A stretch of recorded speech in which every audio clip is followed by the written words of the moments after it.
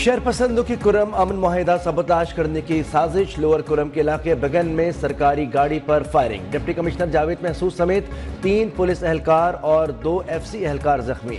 کرم کے لیے پہلا امدادی قافلہ روک لیا گیا۔ بیرسٹر سیف نے کہا کہ ڈپٹی کمشنر کو 3 گولیاں لگیں، حالت خطرے سے باہر ہے۔ DC اور ایک محافظ کو ہیلی کاپٹر سے پشاور منتقل کر دیا۔ انتظامیہ دھرنے والوں سے مذاکرات کر رہی تھی، مسلح افراد نے حملہ کر دیا۔ حالات قابو میں ہیں، سیکیورٹی ادارے الرٹ ہیں، حملہ آور امن معاہدے کے دشمن ہیں۔ حالات معمول پر آتے ہی قافلہ پارا چنار بھیجیں گے۔ RPO کوہاٹ کے مطابق فائرنگ فریقین نے نہیں، نامعلوم افراد نے کی۔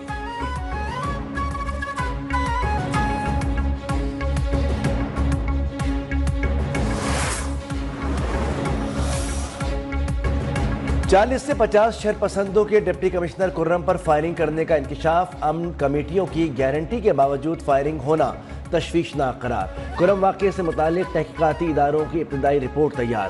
رپورٹ کے مطابق واقعہ صبح 10:35 پر پیش آیا۔ ادویات، اشیاء خوردونوش پر مشتمل سامان کا پہلا قافلہ کرم کے لیے روانہ ہونا تھا۔ قافلہ روانہ ہونے سے قبل مذاکراتی ٹیم سڑک کھلوانے کے لیے مذاکرات کر رہی تھی۔ تقریباً 40 سے 50 مسلح ملزمان نے سرکاری گاڑیوں پر فائرنگ کر دی۔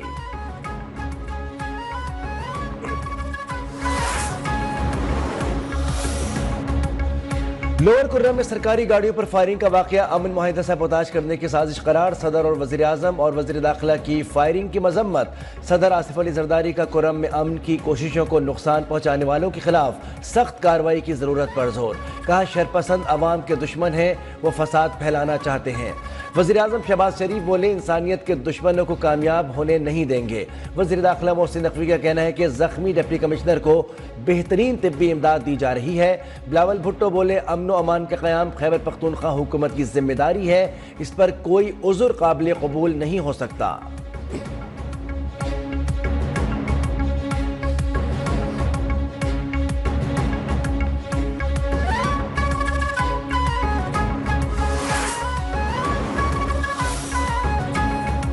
وزیر اعلیٰ علی امین گنڈاپور کی کرم واقعے کی مذمت۔ رپورٹ طلب، ملوث عناصر کے خلاف سخت کارروائی کا اعلان۔ کہا شہرپسند کرم میں امن کی بحالی نہیں چاہتے۔ گورنر KP فیصل کریم کنڈی بولے فائرنگ کا واقعہ صوبائی حکومت کی ناکامی اور نااہلی کا ثبوت ہے۔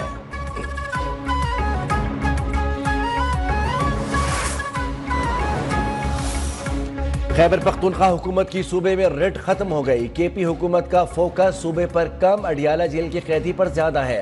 وزیر اطلاعات پنجاب عظمہ بخاری کی کڑی تنقید۔ کرم میں امن معاہدے کے باوجود ڈپٹی کمشنر پر حملہ قابل مذمت قرار۔ کہا علی امین کو 2 ماہ میں ایک مرتبہ بھی کرم جانے کی توفیق نہیں ہوئی۔ تحریک انصاف نے پشتونوں کو احساس محرومی کے سوا کچھ نہیں دیا۔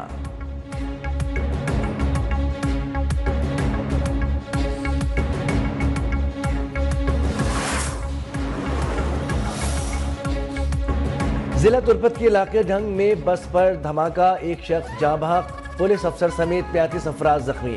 پولیس ذرائع کے مطابق دھماکے کے وقت SSP کی گاڑی گزر رہی تھی۔ ترجمان بلوچستان حکومت نے بتایا دھماکے میں SSP معمولی زخمی ہوئے، 8 زخمیوں کی حالت تشویشناک ہے۔ وزیر اعلیٰ بلوچستان سرفراز بگٹی کی تربت دھماکے کی مذمت، قیمتی انسانی جانوں کے ضیاع پر گہرے افسوس اور دکھ کا اظہار۔ وفاقی وزیر داخلہ محسن نقوی نے کہا معصوم افراد کو نشانہ بنانے والے انسان کہلوانے کے لائق نہیں۔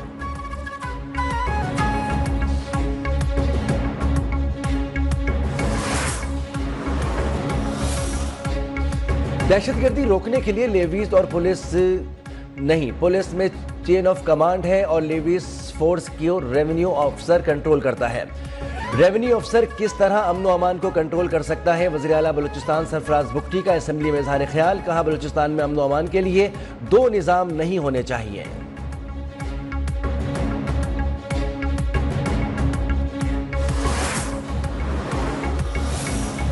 پشاور کے علاقے تہکال میں کار پر فائرنگ، 5 افراد قتل، 1 زخمی۔ واقعہ دیرینہ دشمنی پر پیش آیا۔ ملزمان فرار، لاشیں اور زخمی اسپتال منتقل۔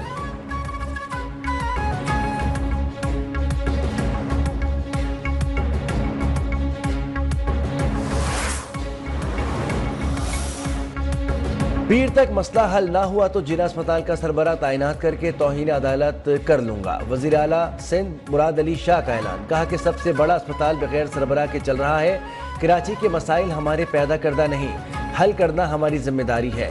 امتحانی نتائج میں بہت مسائل ہیں، تجاوزات کہیں پر بھی ہوں قابل قبول نہیں۔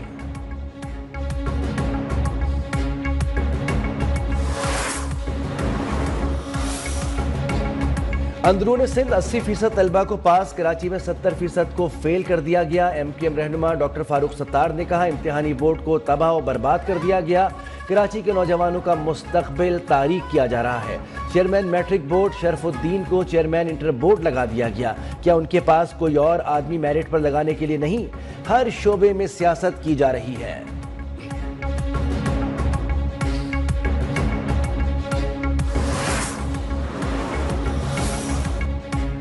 فاروق ستار کی گفتگو زہریلی سوچ کا مظہر قرار۔ انہوں نے آج نوجوانوں کو تعصبانہ سیاست کی اینک پہنانے کی ناکام کوشش کی۔ ترجمان سندھ حکومت سعدیہ جاوید کا ایم کیو ایم رہنما کی پریس کانفرنس پر رد عمل، کہا نوجوانوں سے کتابیں چھین کر کلیشن کوف تھمانے والوں کے منہ سے تعلیم پر بھاشن قیامت کی نشانی ہے۔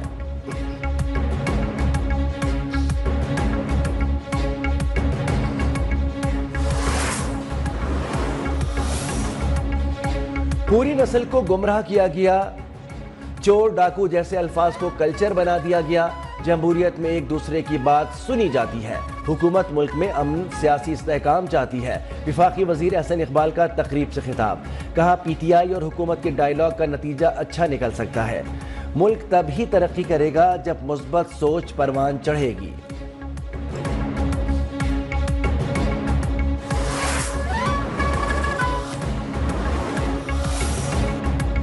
ڈیجیٹل دہشت گردوں سے نمٹنے کے لیے حکومت متحرک سوشل میڈیا پر مذہبی، فرقہ وارانہ اور نسلی بنیادوں پر نفرت انگیز پھیلانے والوں کے گرد گھیرا تنگ کرنے کا فیصلہ۔ دہشت گردی کی ترغیب سے متعلق مواد پھیلانا، دھوکہ دہی، الیکٹرانک جعلسازی، مرضی کے بغیر میسیجز اور رضامندی کے بغیر تصاویر شیئر کرنا سنگین جرم میں شمار ہوگا۔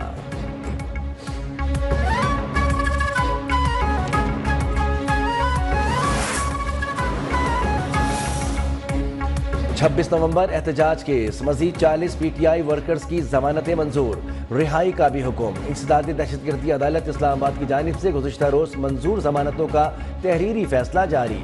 پولیس گاڑیاں جلانے سمیت 6 مقدمات میں ضمانت کی درخواستوں پر اے ٹی سی لاہور نے شاہ محمود کے وکیل سے دلائل طلب کر لیے۔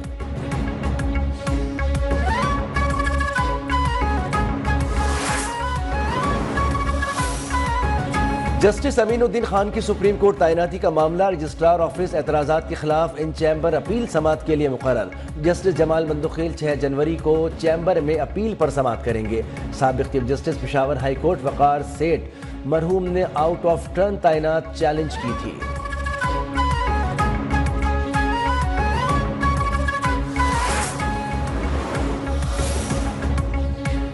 انسانی اسمگلروں کے گرد گھیرا تنگ، F I A Gujranwala zone کی بڑی کارروائیاں، یونان کشتی حادثے میں بدنام زمانہ انسانی اسمگلر سمیت 5 ملزمان گرفتار۔